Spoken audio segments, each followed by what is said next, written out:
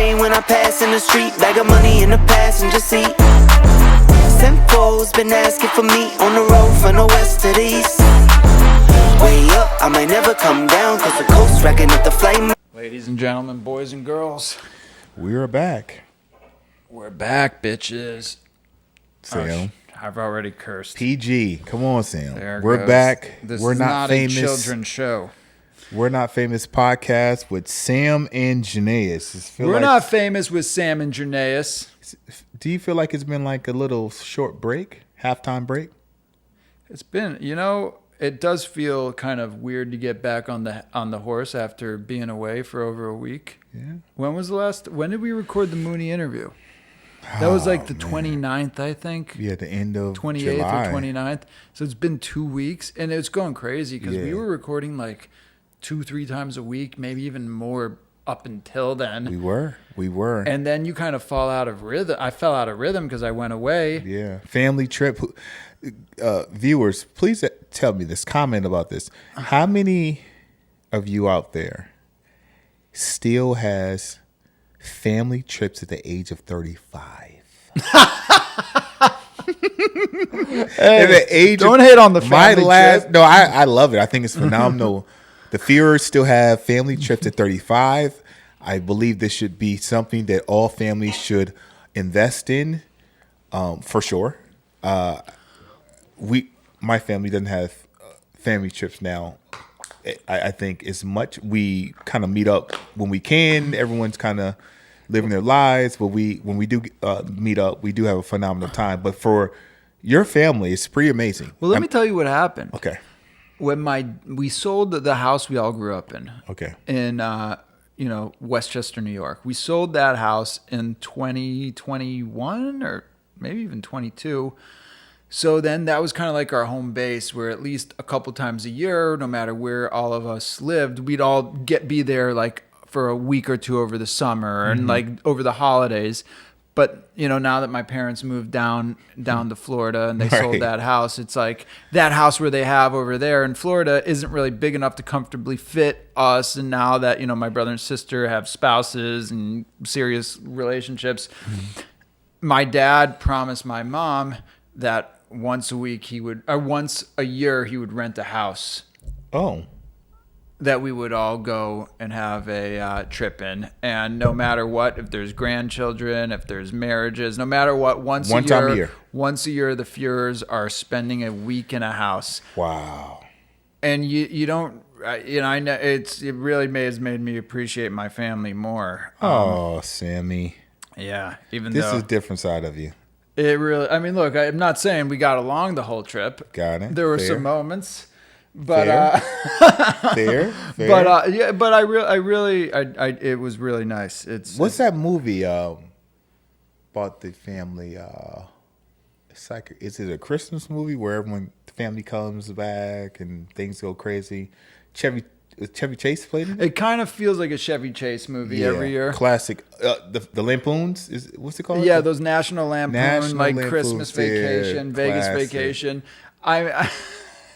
Look, there's some similarities to it for sure. No, really, yeah. Look, nothing that crazy happens, but it's a beautiful thing, Sam. Listen, it's a beautiful thing. My family, we do it. We just don't, I guess, plan on the level that you all do with renting a house and things of that nature. We just go back home, which is the DMV, DC, Maryland, Virginia area. We all meet up and hang out. It's typically for holidays, Thanksgiving. Maybe a Christmas, things of that nature. Yeah, it's just tough now with when there's marriage in the picture because you do your Thanksgiving at kids, the husband's house, and then they don't, and then I don't see my sister, or my brother wants to go to Montreal with his girlfriend. So it's like even holidays aren't a sure thing that we're all going to be together. Very true. So that's why the summer vacation is great. But while I was away, I was editing our Mooney podcast. Okay. And sharing the clips. Yeah. And did really well. I'm really excited with how that viewership Charles did. Mooney received a lot of love, a lot of views. Would you say? I think it's our most successful podcast. Yeah, a bunch of those thus shorts far. got into the thousands, Yeah. which was good. Yeah. Good to see his. I think people liked hearing him tell those crazy stories Yeah. and hear about his journey. And yeah, I mean, I was happy too that he was able to use our platform to tell his stories, because I think Mooney's pretty private, right? So I think he felt comfortable. I think we both have a good friendship with him. He's helped us, in the sport of boxing in so many ways. And then now for me, he's a real friend. Now I talk to Mooney like randomly, about life and other he's things. like an uncle, a brother, Yeah, I mean, a father, come a on, grandfather, yeah. everything for So I'm happy that he had a chance to use our platform to tell his story, and I think he's happy about overall how everything went. The Is he? questions we I haven't asked. seen him since. Yeah, he's excited about that. So Good. I think he came off good. Look, I was listening to the podcast before we released it with my family, with my parents, and I was expecting them to get bored quickly and say, all right, let's put some. They were holding on to every word he said. wow. And my dad said it was a fascinating interview. My mother said the same thing. She listened to it in its entirety, and she said he was entertaining. He has a great story. He's an American hero. He's accomplished a lot, and he just seemed very comfortable. That was the Mooney I was hoping we would get. Yeah, He wasn't putting on a show. He was talking to us the way he was doing the gym. he does in the gym, the Yeah. way he does when we're out and about. Yeah. And we got that was good. That was good. So overall, and we're now working on some new guests coming. Hopefully, we should be able to let everyone know and prepare for It's those. just so funny who agrees to come on our show and who doesn't. Yeah, we've been hearing some whispers of some hate, some haters out there, some whispers, right, Sam? Not screams. It's fun. I never Whispers. thought that anyone would hate on the We're Not Famous with Sam and Jernavis podcast. But I told you. I'm used to from the receiving. start something like this would happen. Listen, I'm used to receiving hate, so for me, I'm like bulletproof to it, so it doesn't bother me. I'm used to getting clowned on. Seriously, Yeah, people clown on me. It's Okay. I don't take it personally. it's that hate. Well, that is a form of hate. Though. It's a form of hate, but it's not like competitive hate. Very true. Well, they didn't look at you as someone as a valuable Yeah. competitor. Yeah. I'm used to people look at me as a valuable competitor, where they know I'm going to compete to win. So, I'm going to die on my sword. And so I think I told you this earlier that people are going to want to compete with us. And we've reached out to some guests and they've turned down. It's funny that the bigger people we reach out to are more receptive to coming on. Absolutely. It's yeah. like you really something Gary Vee said. I was telling you earlier. Gary Vaynerchuk was like, I get so excited when I see a new podcast reach out to me, and I want to go on, even if they have 11 listeners, even if they have no listeners, because he wants to be the reason they made it. Yeah. And to me, that's what a true leader is. Yeah. That's a good mentor, leader. You're Not right. someone who's like, what is it going to do for me if I come on? It's like, first of all, the way the internet works these days, you never know what's going to go viral. That's true. I'm learning that now. It's different now. If you're Very relevant and you have 0 followers, but you put out a good video, you can blow up. I saw something from, I don't know the name of this. What's this guy's name? He said, don't chase views. He says, provide value. The viewership comes from the value you provide within your videos or your podcasts at the end of the day. He said, don't chase it. And I think today you see a lot of people chasing views, right? When they do anything, they sell their soul. Yeah, I mean, so many people chase views. It's really kind of pathetic. And like, if that's the game, like I wouldn't want to, like, look, I put out a video once on TikTok that got 3 million views and counting. It gets a few thousand every day to this day. Yeah. And it means nothing to me because it's me telling a story of how I almost died in a riptide. Right. Maybe like the first week it was like a bit of a high, but I don't feel like I'm providing that much value other than like captivating people with like a dangerous story. Right. That like to me, it wouldn't be a fun game to just try to go viral. Like I'd only want that type of recognition if I was really putting out a message that I believed in. Got it. So the interesting thing now, you have me thinking about this. So with my team over at Athletes Global Corporation, Your basketball team. No. In the business that I run, one of our mantras, I'm a fan of Truett Cathy, who is the founder of Chick-fil-A. Okay. They've been now, and I could have the data, wrong, but I think for the last 5 years they've been number one for customer service based off ratings. Yeah. Okay. I've been to right? Chick-fil-A or once top in my one, life. top I've been two. twice in my life to Chick-fil-A. It's very, that's low. I know that's what it is. You're too bougie to eat at those places, but 90% of Americans out here eat at Chick-fil-A. Do you eat at Chick-fil-A?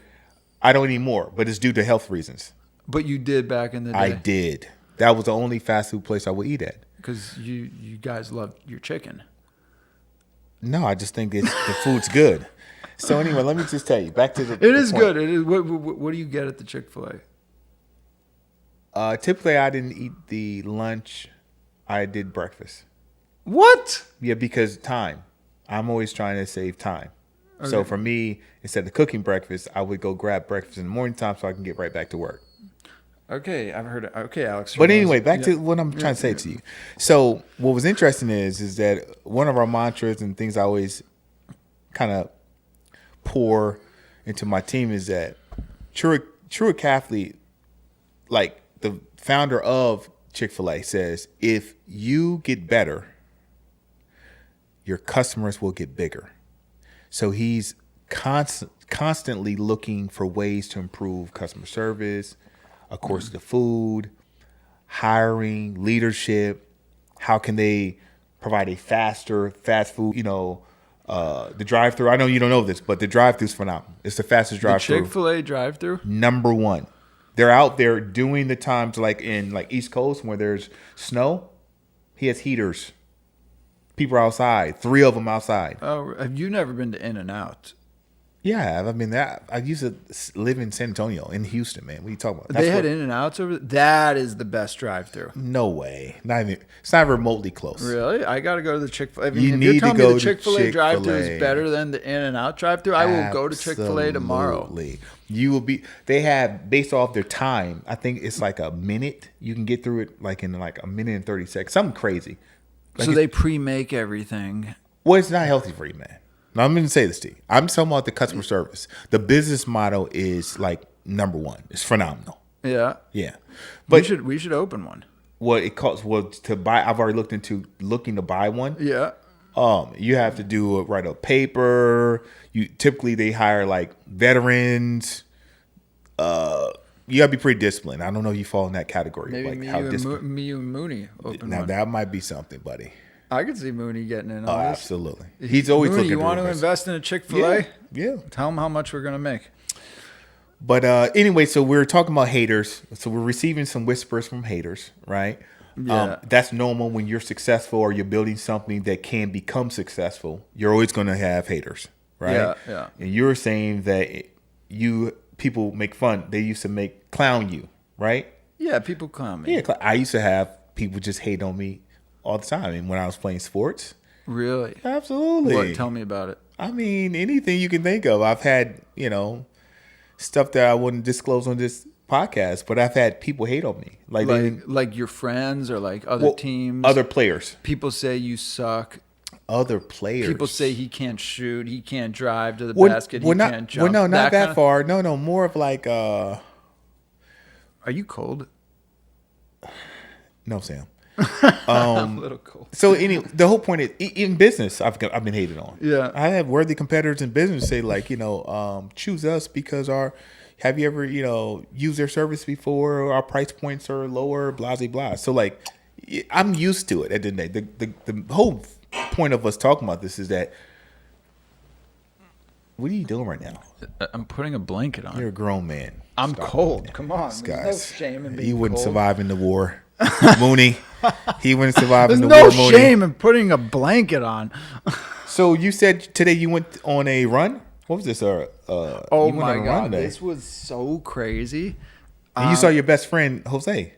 Speaking of haters, Jose, you're welcome on the podcast. Jose, you heard this guy? He's calling you a hater, buddy. No, I'm telling Jose he's invited on. I want to talk to him. Legit, he's on our list, to speak to him. I think he has an intriguing talk story. About our little Taylor Swift encounter.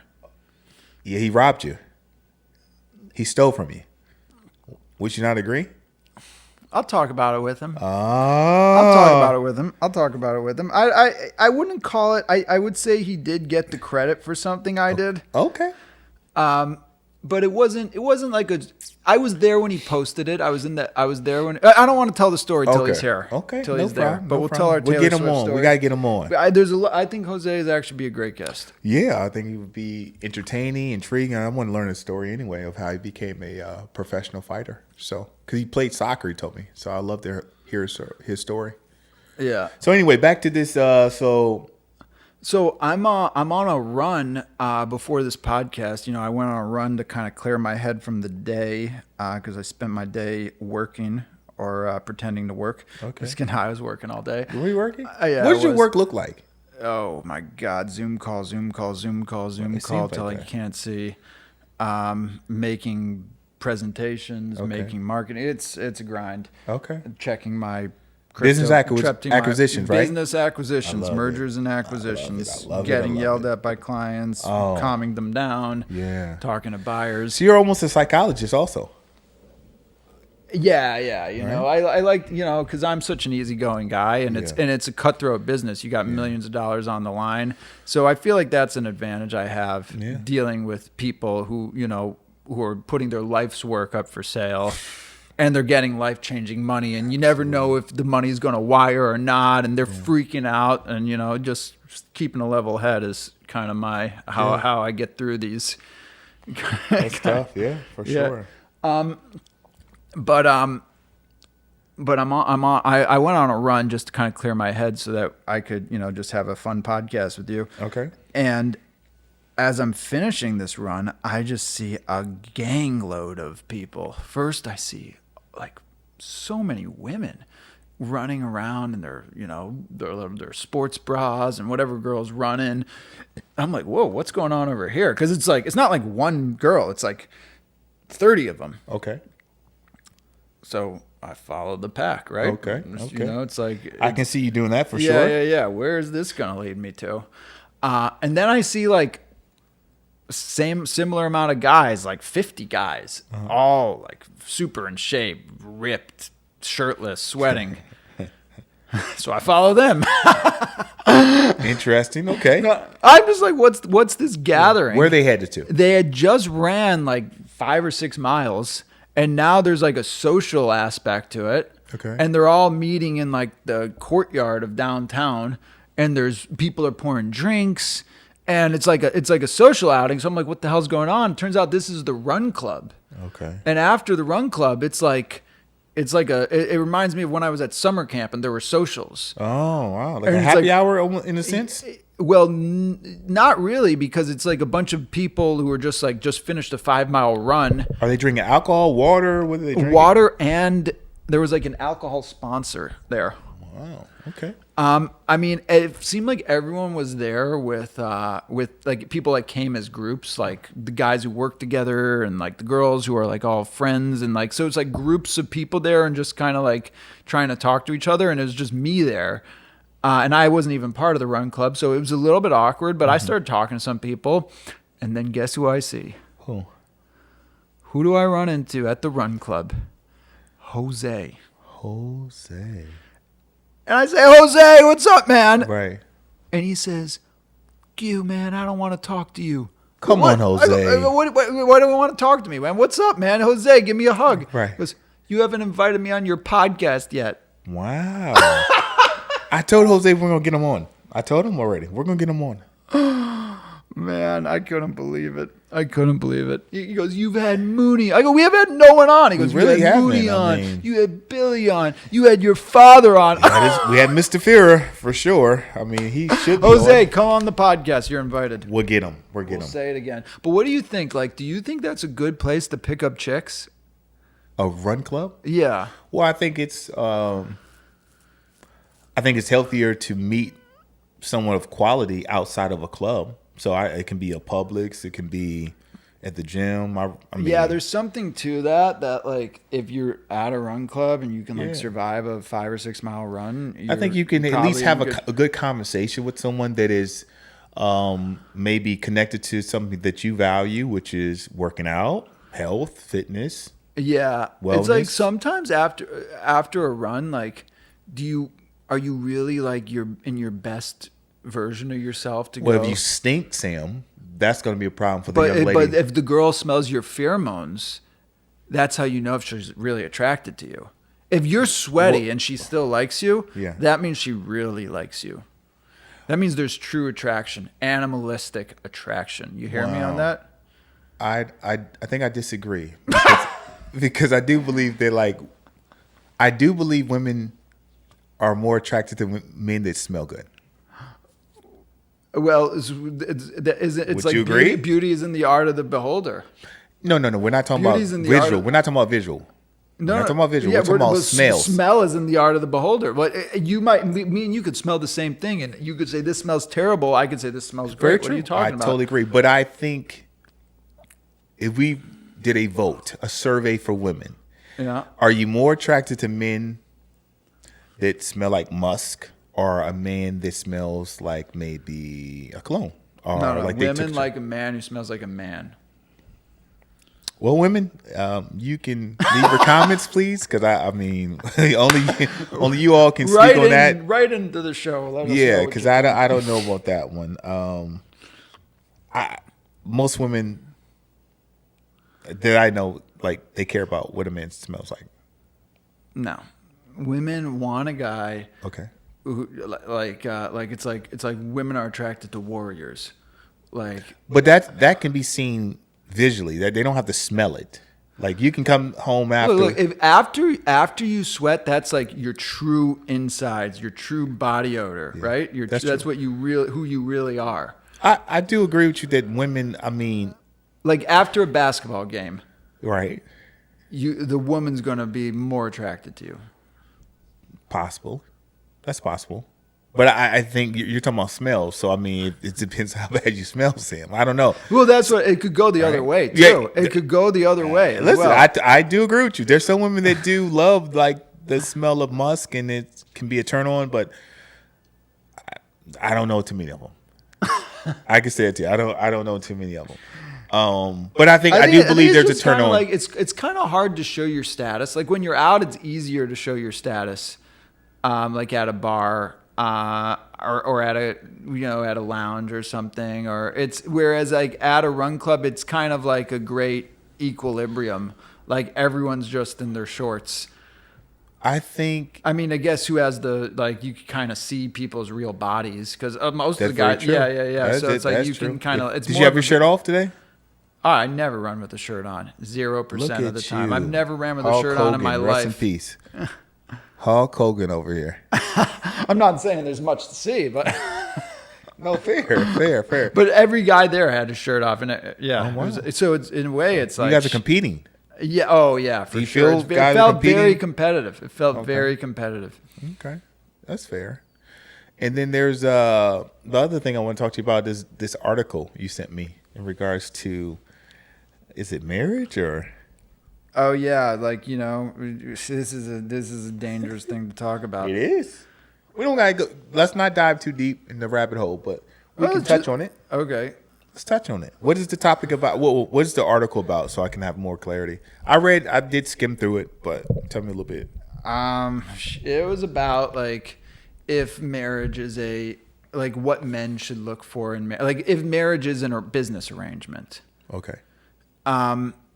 And because you hear so often that women have such high standards in men, they need the man to be over 6 feet, make over 6 figures, and over 6 inches is what they say. Wow, I haven't heard that. You've never heard that? Oh, never heard that. Yeah, lucky for you, you don't listen to the Call Her Daddy podcast, or this is a big talk on Okay, that's fair. Yeah. And or like there was this like viral meme a year ago where this girl made a song that said she's looking for a man in finance, 6'5", trust fund, blue eyes.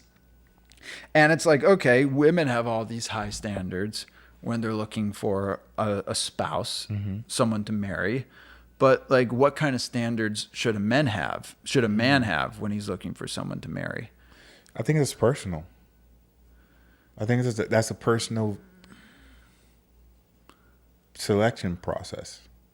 I think everyone's selection process for what they're looking for in a woman, it is different per man, because it's based off your values, your principles, what you believe in, how you're raised. If you're raised in a 2-parent household, how was your mother?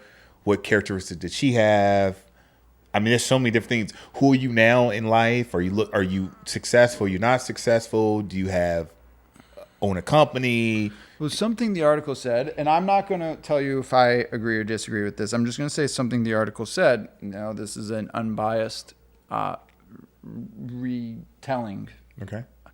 It said, like, when you agree to marriage, you take on twice the responsibility and give up half of your freedom. Are we talking? Is this in the perspective of a man? Yeah, in the perspective of a man. So you give out. I think you said you give up two. You give up twice. You now have twice the responsibility, which is yourself and your wife. Your wife, okay. And you have half of your freedom. You can no longer, wake up when you want, or go do the hobbies you want to do because you're responsible for someone else, both personally and in many cases financially. Well, so that's interesting what you just said. I feel that's been my life since I started running a business, because I am accountable and responsible for employees. Right, but look, you run your business. I have a very entrepreneurial job, and to me, it doesn't seem the same as marriage. Well, let me tell you why it is the same. Because if you started the company, because you're working with people like myself, where we feel there's an emotional and mental connection to what we've created. So it's really our babies. It's like having a child.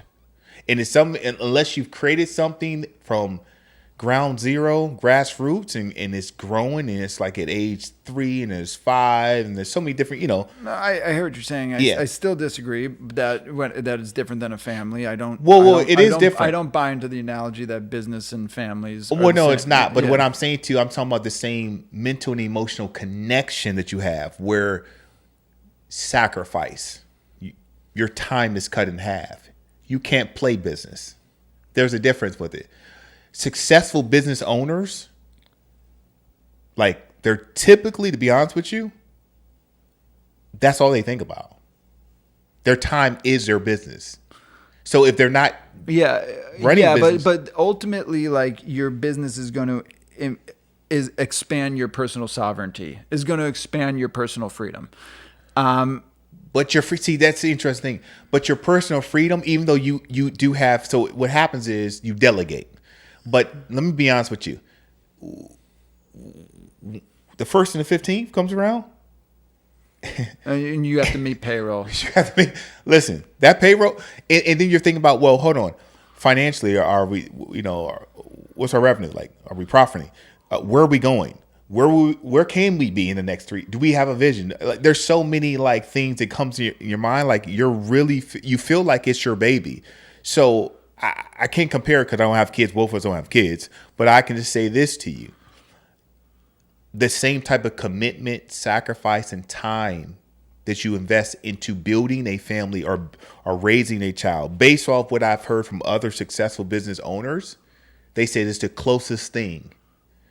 Because guess what you do in business? You read. You have to learn about financials and leadership and delegation and management skills, right? I know, but in raising the kids, you're saying that this is going to be the same thing. Well, no. What happens when your spouse says, "I'm ready for a vacation," and you have to? You make time. Yeah. Same thing when a employee reaches out to you and say, "Hey, I need to have a one-on-one meeting with you," and let's say you're working on a proposal or a project, or you have a new product launch. And guess what you're going to do? If that person is a LeBron James, a Tom Brady, guess what you're going to do? They're a superstar. You're going to make time for it. You're going to stop everything because they are bringing in real revenue into the company. So guess what you do? Win. Tom Brady, win. Win. When you need this. I need to get on the phone with you. Well, okay. Well, this is the same thing, except now, if you don't, yeah. Well, okay. No, I There's just similarity. I agree with you, say. Sam. I'm saying it's not. I hear what the you same. say, but in one sense, that one employee, the reason you keep them on when they is because they're increasing your revenue. Where is your spouse increasing your revenue? Absolutely. That's an analogy. Now, here's the thing. Here's the thing, my friend. Yeah. How's she increasing your revenue? Okay, we can look at all the successful men out there. Yeah. The ones that thrive every year. Guess what they have? They have a Robin. You know who the Robin is? It's not their VP. It's not their. Is their wife? Is their supportive wife? But what if she wants to start her own business as well? And then once again, you help her. Okay, so you bring her underneath your umbrella. You sound like you're going to be the ultimate perfect husband. Well, no. I might marry you. I'm not. No. I'm not married either. Let's make sure we see with this, Sam. Don't try to do that. But what I am saying to you is this, though. I think you have to bring your spouse either within your business or you guys do something together. There has to be something that you're doing together. Because if not, I think you grow apart. If you're not, like Bill and Melinda Gates. What if she has no interest? Yeah, I mean, this is what happens to these guys. Is like, you're right, yeah. I agree with you. I'm just saying to you that there are similarities. We're both not married, so we can't really speak on families. I can speak on business, but I'm just saying to you in regards to like the similarities of like the sacrifice, the time. I mean, your commitment, my friend. But to me, that's why you get married. Is the reason Absolutely. you get married is so that you could create a stable home to raise a family. I totally agree with you. But here's the beautiful thing: when most people start a business, guess what? They don't think like it's a marriage. It's a commitment. It's sacrifice. That means you can't hang out every weekend with your friends and your buddies when you're really trying to build something. I agree with that. I still don't buy into the analogy that business and marriage and family is the same. I think guys who try to treat their family like a business wind up in a lot of no. But you missed what I said. I never said this. No, I said there's similarities. I said that it's the same time. For sure, there's sacrifice. For sure, there's similarities. It's the same type of commitment you have to have to not cheat on your wife, to be home at a certain time. Because you got to be up for a 8 a.m. meeting. There's a lot of the same type of sacrifice and commitment, I think, to raise a family, to build a relationship. But is it a good deal for men? I think so. It's a good deal for men. How's it a good deal for men? So I believe every man should be married. Okay. That's rich coming from you. I never told you that before? No, I never heard that. Oh, yeah, we never talked because you're not a guy. You don't believe in marriage anyway. No, I never you said you that. never want to get married. I would be open to getting married for sure. Oh, now I would be this open is to getting. new. I would be open. Viewers, this is brand new. I would be open, but I think it's a terrible deal for men. Okay. Tell me why it's not a bad deal for men. So viewers, we don't really know where he stands on this topic here because he said he said he's open to it, but he thinks it's a terrible decision to make for men. I'm saying to you, this is what I'm saying to you, Sam. I'm saying to you, I think men need it. Do you know why? Because most men lack, a lot of men lack discipline, commitment. So you think getting married is going to wake you up? You're responsible for your wife, and that's going to make you disciplined. I'm gonna say this to you. Come on. It wakes you up to make to a decision you have to make, and then the decision is very simple. Either I'm going to stay there and become the husband that she needs. Either I'm going to stay there and become the father that my son or daughter needs. Either I'm going to grow the relationship. I'm gonna learn how to become a better husband, a better father, right? A better leader. Mm-hmm. As men, we don't learn leadership unless you see it growing up, or so you think getting married will teach you leadership skills? Well, because you'll be like the leader of your house. Well, here's what I think. I don't think it teaches you. I think it opens the door and it shows you what leadership should be, and you will show based off your results if you are a leader or not. It shows you that it mirrors to your wife, to everyone else, who you truly are. Mm-hmm. That's what I believe at the end of the day. I mean, and it's a blessing to have a. Look, I don't want to. It's hard for me to speak on this because I don't know the laws. I just know people who have been personally ruined by marriages. I know too. Listen, I believe prenups too, though. So hold on, make sure you understand. I believe in prenups. Yeah. But I do believe that men need marriage because typically we don't become men until we become either a father or we become married. Because that's the only time we really become, like, let's be honest, we sacrifice something. We have to be selfless. We're selfish humans. I mean, as men, we're really selfish, right? What's wrong with being selfish as a person? If you could be extremely productive and do extremely interesting things, I think men aren't selfish enough. I think they sacrifice themselves for their wives and families too often. In many cases, if you're a truly talented person, we need people like Alexander the Great. We need people like Elon Musk. We need the Steve Jobses of the world. Are these guys all great husbands? Probably not. Yeah. No, we need Napoleons. I think the hardest feat for a man is marriage. The hardest feat. I don't think there's nothing else that we have to go through in life that is harder than like being a good husband. Well, yeah, I mean, because you're basically if you're in marriage, you're basically held prisoner. It's like you better behave according to her standards or she could wreck you. Wow. Well, she could ruin your family. She could take half of your possessions. Mm-hmm. She can make your life absolutely miserable. And you could do the same to her too.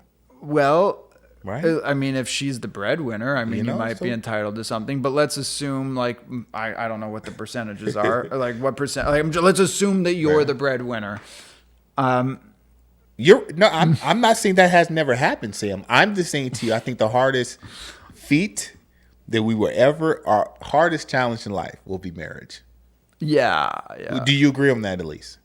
I mean, that's why it's like picking your spouse. And here's the thing, I've had girlfriends that haven't looked great on paper, but they've been the most fun people I've ever been with, with questionable backgrounds or, When you say fun, does fun mean healthy for you?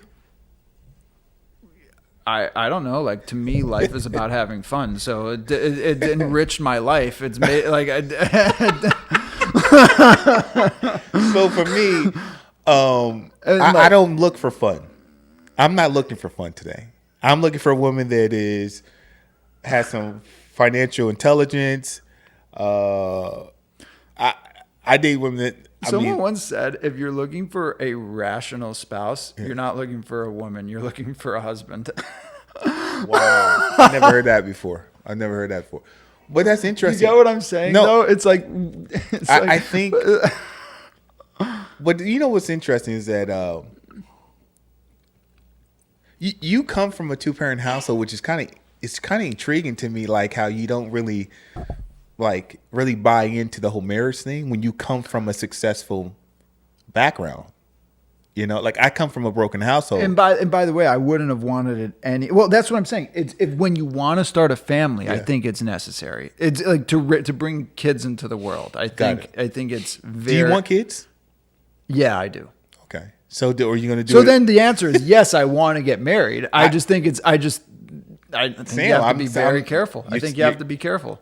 Is there anything wrong with saying you have to be careful in that the deal is in that the deck of cards is stacked against you? I think you should be careful. I think you should use wisdom with it. I hope you have a vision for what the characteristics that you want your woman to have. There's a lot of different things. I think most men that go into marriage, they don't have what their future wife, the characteristics that they want their future wives to have. I think that's key before you get married. Well, it's I also want it to be based off of passion too. And off of I think lust is important. A lot of people say you have to ignore lust, ignore the honeymoon phase. But to me, that's yourselves in your most rawest. I agree with you. Purest form. I think you do have to be physically attracted to the woman that you marry. I think so. Yeah. I mean, that's why going to a run club might not be the worst because, they'll probably, if they're going on runs every day, they care about their health and their physical appearance, likely. Yeah. I don't know. Maybe we'll go on their next run club. We'll meet our wives. And ladies and gentlemen, should we wrap it up? We're at 40 minutes. Absolutely, we should wrap this up. I'm hoping that Sam does meet his future wife on the next, was it West Palm or Palm Beach Run Club? Hopefully he does. Hopefully he's open-minded to meeting the right woman that possesses all the characteristics and attributes that he's looking for in his future wife. And we'll see you next time on We're Not Famous with Sam and Jernavis.